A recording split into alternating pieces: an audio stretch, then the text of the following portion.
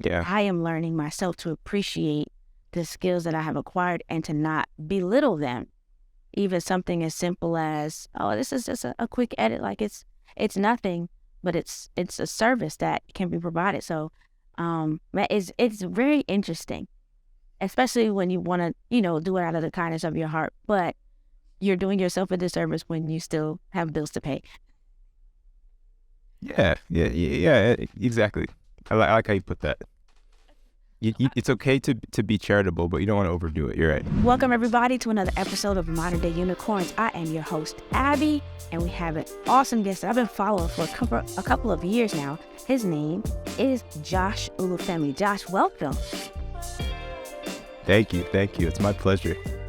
If you awesome. Follow, he is an amazing, just like visual artist. I'm going to let him explain everything that he does, which is another reason why I love doing these, because I get to hear it from the horse's mouth, if you will. So please, Josh, can you introduce us to yourself? Tell us who you are, where you're from, and what you do. Awesome. What's up, guys? So I'm Josh Olufemi. I am a Nigerian-American currently living in Australia, believe it or not. And my main thing is I make YouTube content where I teach people how to do short form video production, specifically post-production, with an emphasis on like music video production. And we've just been having fun for like maybe 7 years now. We have a whole team now that makes content on YouTube, mostly tutorials, interviews, lots of just edutainment content. That's great.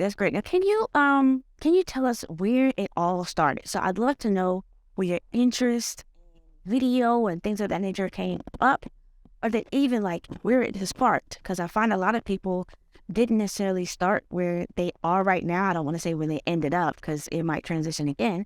But where's the origin of your story, and how did you get to this point? It's actually really interesting. So I grew up in LA. That's where I've lived up until I'm traveling to Australia a few months ago. But I actually went to college up in Portland, Oregon. And so I went to college like 2007, I think is when I started. Went to 2011. And during that time, flash mobbing was like the thing with the fad that was going on. All of you older people, if you remember that.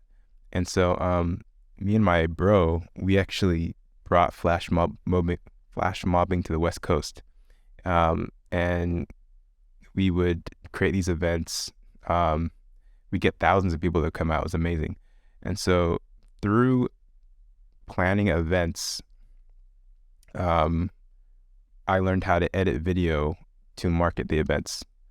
And we had this huge movement that we created. It was hilarious. It's hilarious to think about now, but back then it was like a really cool thing to do, flash mobbing, And so I was kind of the head of marketing, I guess, of our little 2-man team. And so I edited all the videos, and I realized, if I make a really cool video for this one event, it'll make more people come to the next event. And so that's where it started. And then soon after, I started getting really involved in my church's media team. And it was really there where I got to actually grow, and where I actually got access to equipment and editing software to actually become kind of a professional editor. And that's where it really started to grow. And then I moved back to LA, got into kind of the music video space, and kind of kept going from there. Awesome. What I love about what you said thus far is that it was an interest that you have now had the opportunity to turn into a business. So yeah, when did you realize that your skills would allow you to make an income? And how did you transition from like, oh, this is fun, I'm just doing this with my friends, to ministry, which also can be a little bit difficult to transition from doing it with friends, which can be free, doing it in ministry was a service. So how did you transition and say, okay, now this is a service for a fee for other places? That's a really good question, because I didn't make money for a while, and I didn't really think of it as a business for a while. It was more of a hobby. First time I thought of it as a business, because even for all the flash mob stuff, we didn't make a single money for all those years we did flash mobs. It was all probably lost money. We obviously didn't charge people to participate in the events. So I got my first job as a video editor at this paintball company right out of college. And that's where I technically first started making money doing video editing. It was a very low wage. It was through that job that I started learning kind of the freelance life as well. And I don't know,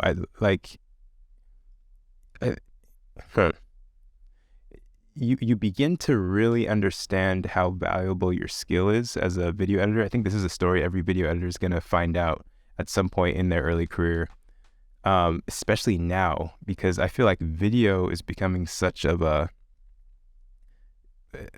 video is the preferred method of communication, whether it be marketing, pushing any type of product.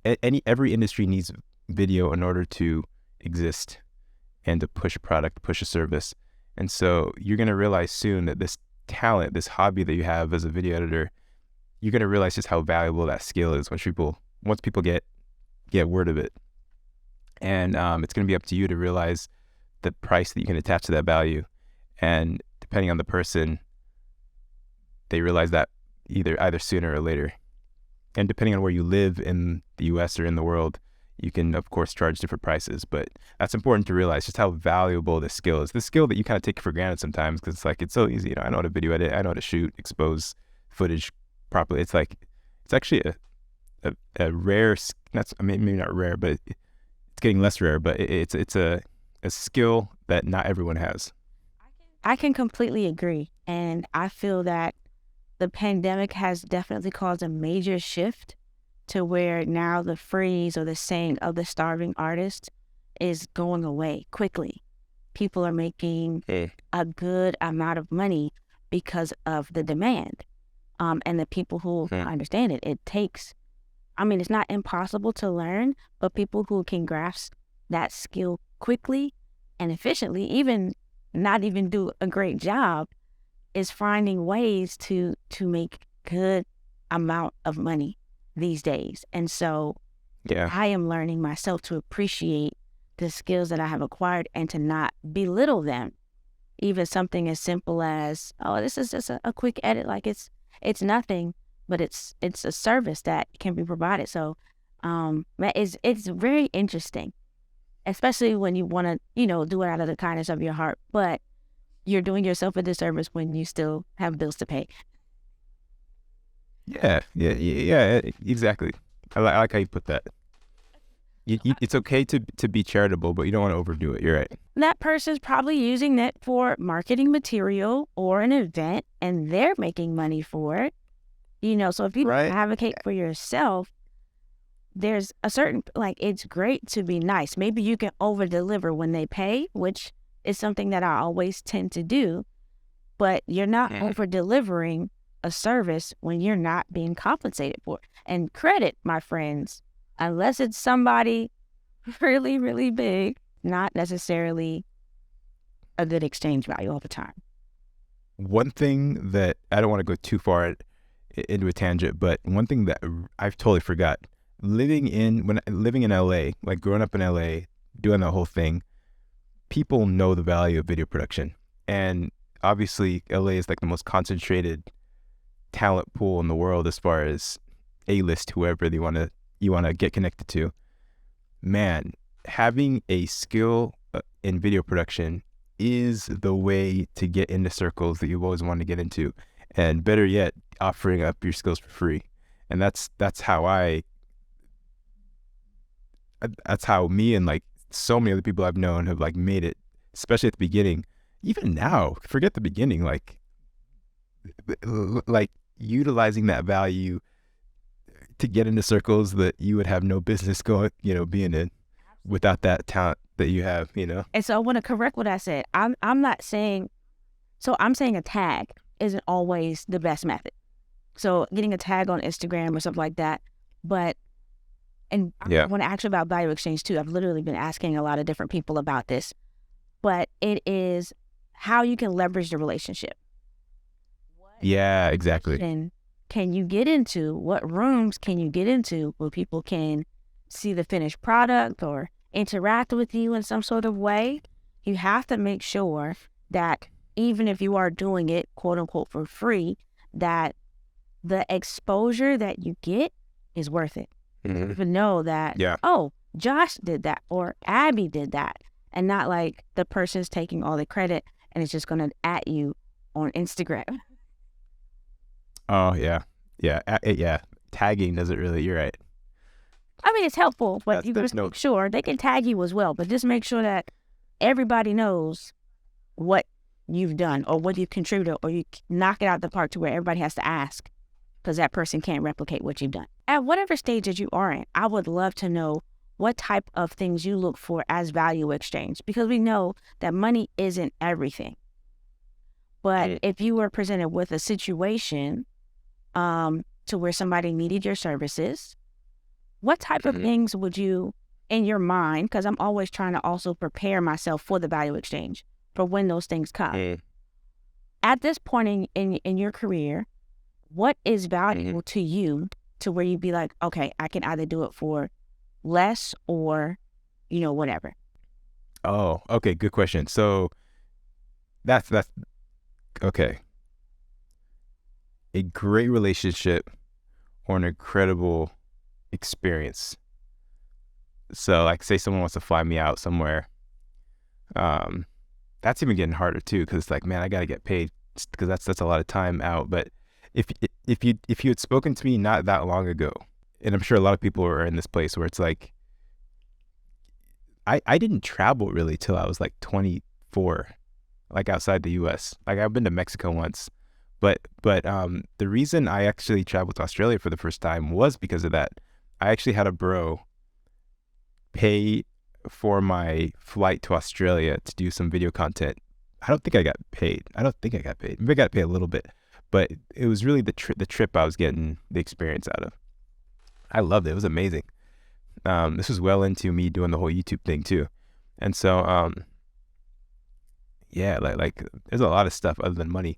I'd actually love to get back to that point. I think one of our goals should be to be making enough money through income streams of whatever, so that we can get back to that thing where we're actually creating based on passion rather than because we're getting paid to do. I had a goal at the beginning of this year that I would be making enough that anyone that asked me to do a music video, I wouldn't have to charge them anything. I'd be able to do it for free and then use that whole process of creating the music video to make tutorials out of it and like create the income through the channel somehow through educational content. And then of course I'd get creative control because they're getting a free video. And so I was able to do like 2 of those videos. I haven't really been able to do one in a few months, but that's my goal. And I think that's my end simple goal as well, that if it's something that you actually teach and you can generate great content, because honestly, with or without a contract, you should always have a contract. The content is yours. You can deliver what they ask for, but all the raw stuff that you can, my whole thing, repurpose later is, in a sense, invaluable.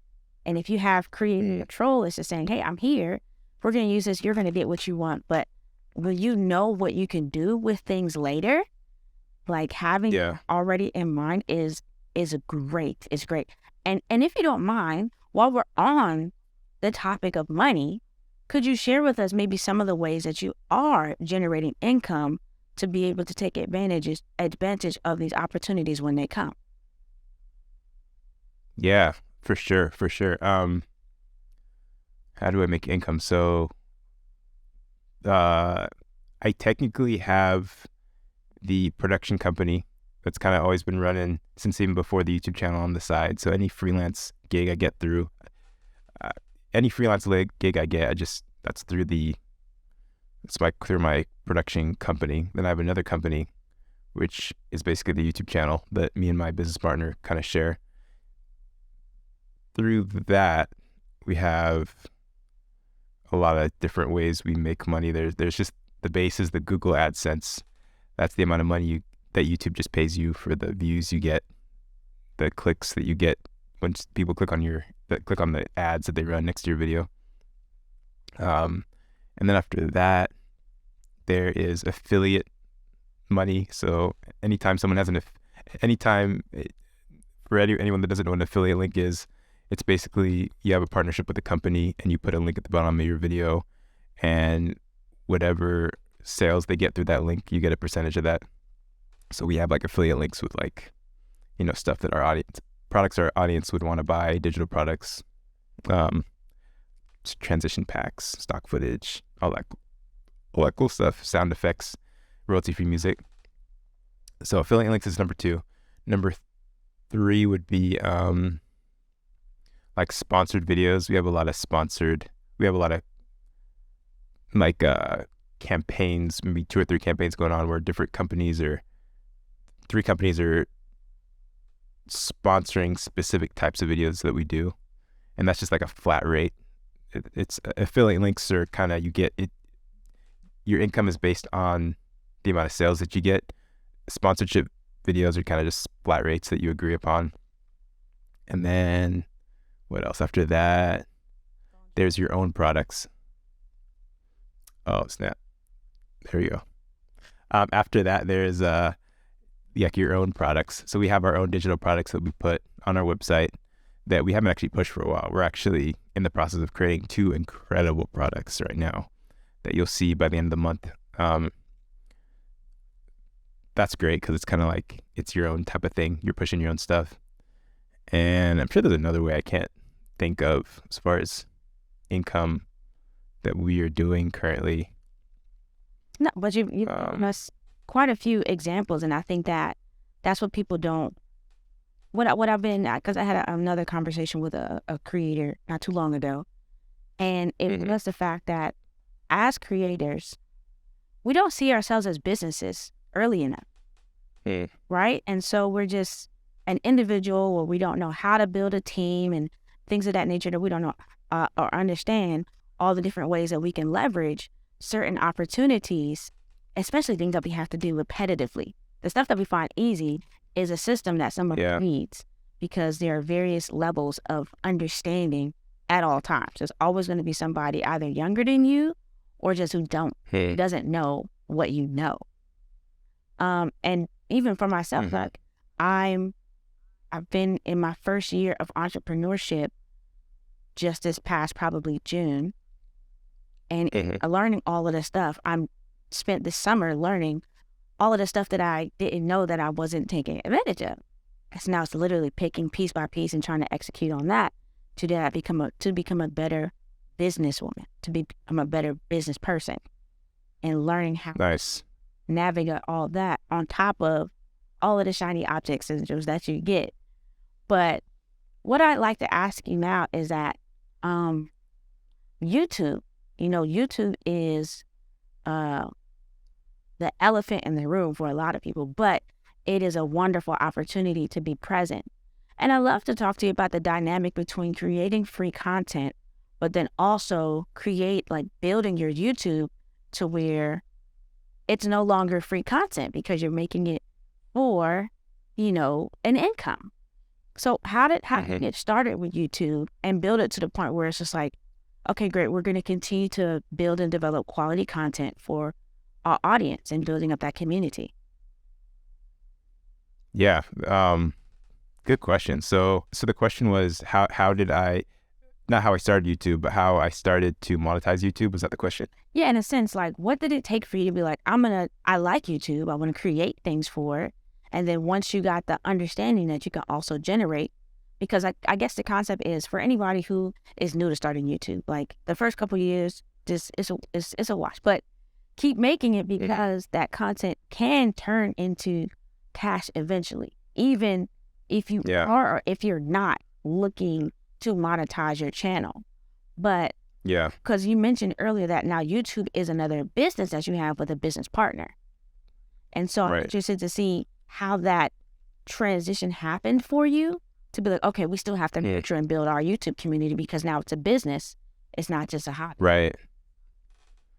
It's actually interesting. My business partner was an not extreme. My business partner was a massive played a massive part in me thinking more business wise as far as how I treated content creation and the whole YouTube channel.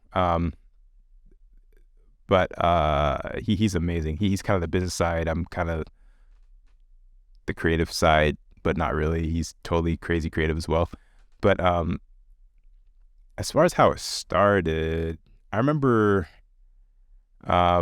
falling into the fact that you could monetize your videos. So I remember the first time I like turned on my Google AdSense, I got like a $3,000 check like in the mail, like, and I was like, 3,000, that's crazy. How'd I get this much? And I realized that at least the rule back in the day was that once you turned on, I think what happened was I had my videos monetized for years before somehow. I didn't even know how I had turned it on, but I hadn't signed up to the Google AdSense program. I don't know if I'm saying this right, but somehow I didn't attach my bank account, or I didn't something, in that they couldn't pay me. And so I remember turning everything on somehow. I have to remember how I did that, getting that check in the mail and being like, whoa, this came out of nowhere. And back then, $3,000 was probably more than I made in, who knows, months and months of work. I'm trying to think what I was making minimum wage or something. So it was amazing. So that was like, okay, I want to do more of this. Next month obviously was at 3,000. It was like whatever I normally would have gotten per month. But that was like, oh snap, I can quit work. I can quit working if I keep up at this, right? Like a lot of people feel like they don't. A lot of people see success in YouTube as making $1 million, right, or something like that. I remember earlier on figuring out that no, success in YouTube is making as much as my minimum wage job, or whatever. You know, once I got my next job, I made a little bit more money, making as much as my $15 per hour job, right? Like that was success to me back then, which made sense, right? Because I'm doing the same amount of work, maybe less work, same amount of money. I'm able to stay at home, build my brand up instead of someone else's company, you know? So that's kind of where it started. And so that makes perfect sense, right? So if you stop trying to make it your immediate cash cow, because it takes time. So a lot of people do have to, get, low paying jobs or minimum wage jobs to make the ends meet. But if we take that same kind of concept and we think about those 5 to 8 hours that we would contribute to another company, and in turn, like, make content for, content in general, almost for anybody, then eventually it can build up to be that, that $500 a month that you can utilize. I mean, I could use an extra $300 to $500 a month, right? Until you continue to do that. So yeah. My follow-up question is, honestly, there's no particular guidance when it comes to YouTube on what you can create. I would like to know more about your channel and how you will, develop the cadence, and even maybe let's start with how you niched down to be able to say, okay, this is what you all come to me for. I know what I come to your channel for, right? And that's why I'm a subscriber. I'd like to know, before I say why I follow you, I'm really curious what that answer is. Yeah. So I want to know what you all have started with, and then I'll let you know as a follower why.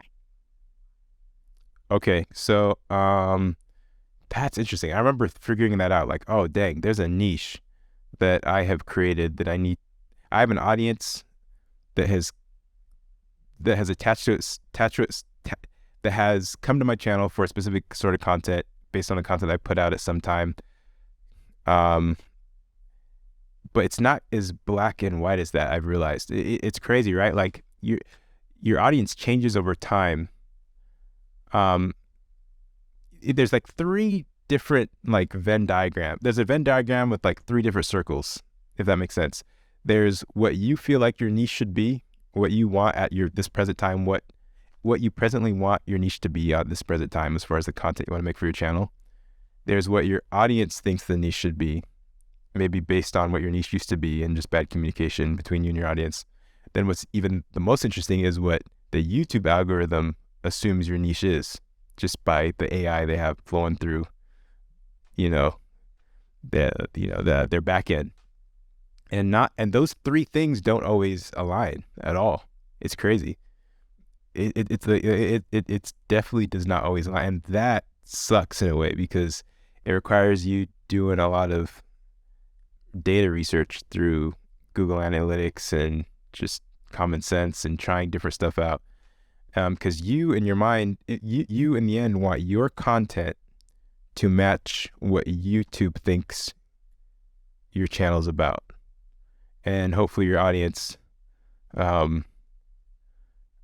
is online with you. You're praying that the YouTube algorithm and the audience are more aligned than you are. What I've realized is more times than not, it's been me that's kind of straying from what my supposed niche is, if that makes sense. I'm always wanting to go into new topics and trying out new stuff, and my interests still in the realm of short-term post-production, they're changing all the time. And so that's always the tension when you're making YouTube content.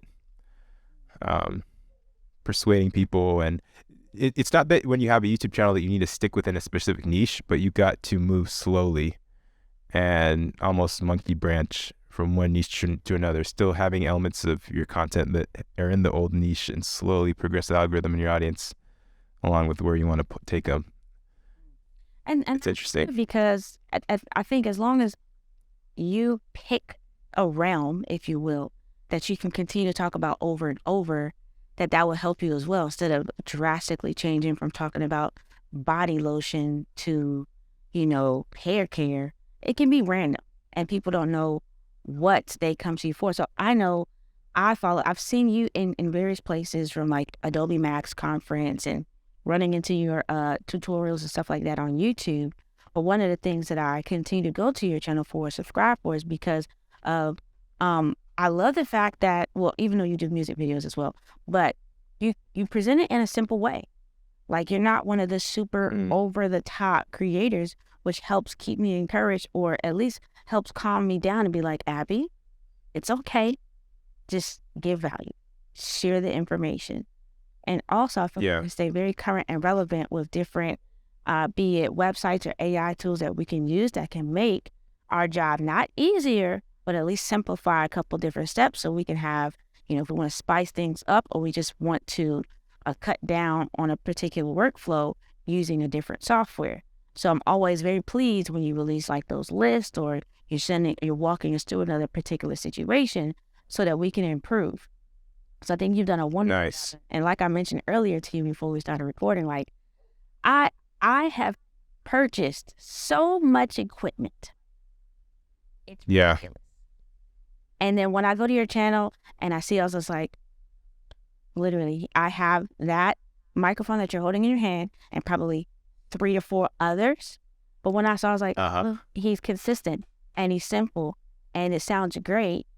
I didn't need all this. Don't want to get rid of it. No. But either way, it's just like, when I tell you folks that you can just start very, very, very simple and be consistent, and you grow over time.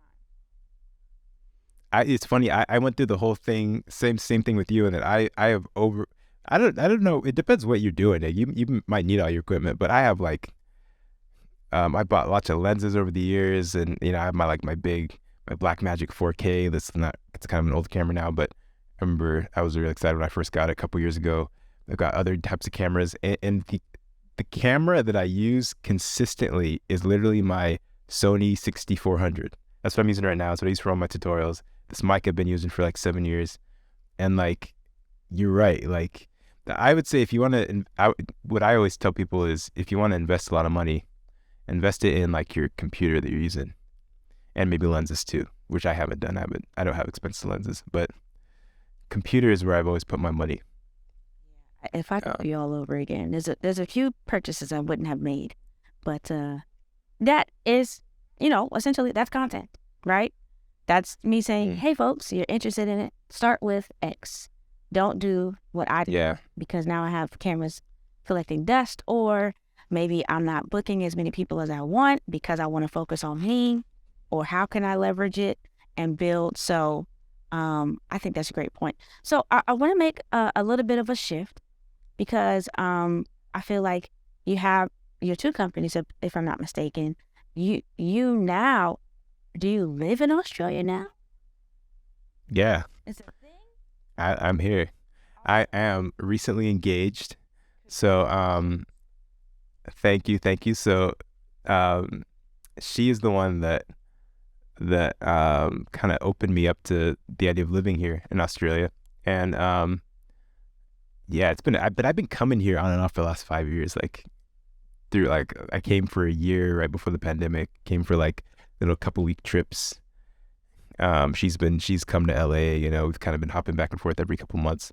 But now I'm hopefully here semi long term. Like I don't plan to go back unless I get kicked out. Well, see, so that's the other thing. Like now being an expat, that opens up a whole nother, realm for people, because I often get the side eye, like, what do you mean? Like you live out of the country and you're not coming back, or you don't want to come back. So briefly we can just discuss like what outside, of your fiance, which I'm sure was a big influence. But what are some of the other reasons that you're saying, hey, I want to explore and, be out here on a semi-long basis? Yeah, and I want to know about you too. So for me, other than obviously the relationship, it's a lot cheaper to live out here. Like, because I'm still making USD through the company, and so rent is really cheap. Travel's cheap. Everything is cheap because it's a weaker dollar here. Australian dollar is weaker than the US dollar. So that's kind of my number one thing that's been really amazing. Number two, I don't know. The people are just really, I love the culture here. They're just very polite. Like the service sector is very like, from healthcare to just getting food out in a restaurant. Like they're very polite, which shout out to the fam back home. But for example, Abby, you've been through the TSA, right? This is just a perfect like specific example, right? Like that applies to a lot of areas. Like man, I remember every time I go to LAX, some sisters gonna start shouting at me for whatever reason, because there's a lot of us in the TSA, right? But and shout out to them. Gotta give them love. But like, man, just people just are not really in the mind to serve you back home, and that's fine, right? But I didn't really care about it till I came here, because I was like, man, just like I don't know if I'm tripping, but like that just really affected me. Like I love the culture here, as far as people are very polite. It's like this almost proper way of. I'm gonna get in trouble for that one, but yeah, it happened. It happened. Listen. The UAE, the service is top notch. Like, really. How's the dollar over there? What's the currency over there? The dollar, And how strong is it? technically stronger over there, but depending on what your lifestyle is, you can run that up really quick. Oh, true. You're in Abu. Or sorry, do you want to tell where you are?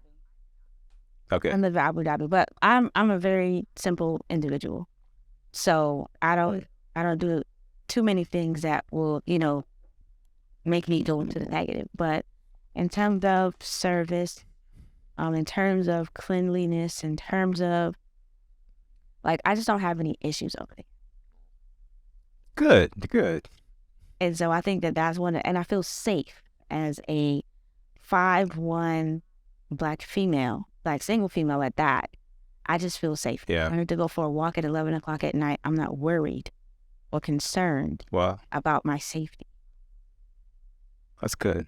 And that's something that I treasure. And you're there long term too. Same thing. We're not gonna get kicked out. We're gonna keep that relationship. So I've been privileged to start a business over there, get a visa, and things like that, and now be self-employed, which is wonderful. Which is why I encourage people to either travel, visit, or take opportunities abroad, just to be able to experience it, and the relationships, once again, that you build are unparalleled, because I'm pretty sure there are other videographers in Australia.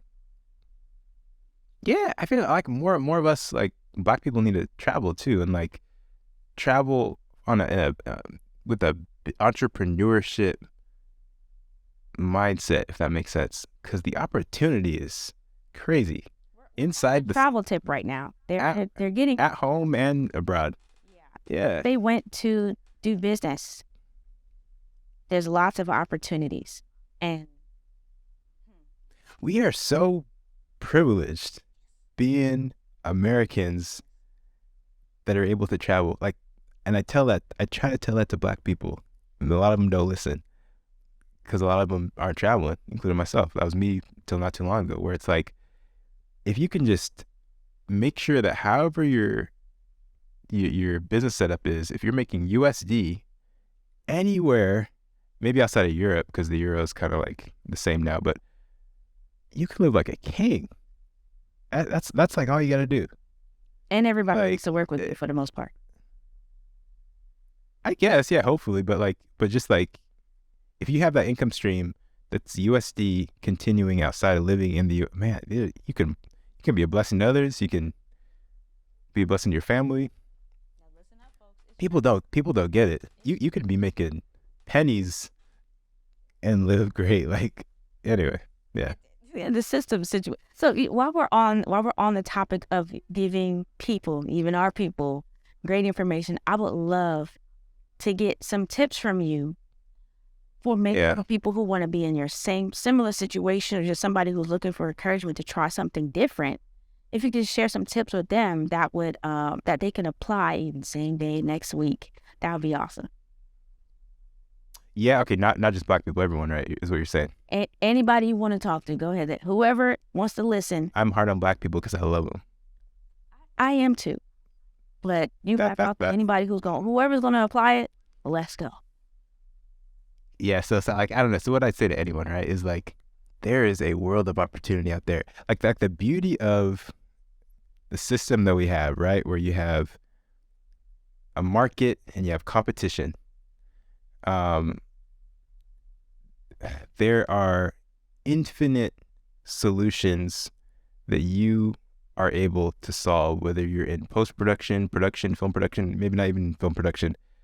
And if you just literally spend like just a few minutes every day, like for me, it's when I'm in the shower. I'm just thinking entrepreneurial stuff in the shower all the time. It's just fun. It's like, it's amazing the things that you'll come across and be able to start implementing in your life to create a win-win situation for you and a future like consumer base, right? Like where it's like, and that's all the market is, right? That's all being an entrepreneur. That's all being an entrepreneur is, creating solutions for people in a market vacuum where that solution hasn't been created. And there's infinite possibilities as far as that goes.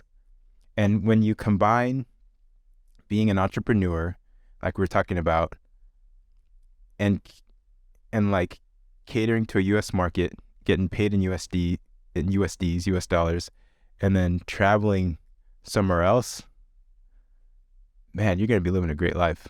Maybe I've harped on that too much.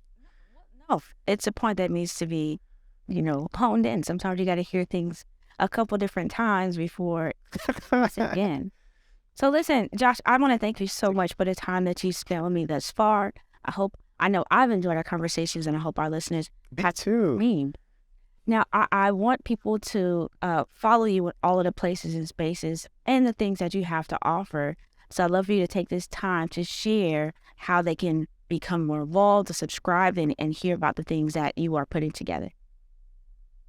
Okay, cool. So everyone, you guys got to check out our YouTube channel. It's Oulfemii. My Instagram is made by Oulfemii. On the channel, we have a bunch of crazy, amazing teachers. We have like 5 teachers right now. One of the rules that I made, me and my business partner made before we started bringing teachers on, is every teacher that is on the channel, either as a permanent teacher or as a guest, needs to be more talented than I am. And so you can be rest assured that anyone that you see on the channel that's not me is extremely more talented in a specific area, and they're worth diving into and following them as well on Instagram. So yeah, thank you. Really appreciated this, Abby. So listen up, folks. You've heard it here, and I would love for you to go and tap in with Josh and his team for the amazing thing, especially if you are in tech or video editing or anything like that. They do an amazing job in keeping us not only up to date, but tuning us up so that we know everything that is coming down the pike as well. If you are a unicorn, you know somebody that is, I love to continue to have these conversations. So either DM me or DM us at Modern Day Unicorns, or leave a message in the comments. And until next time, we will see you later.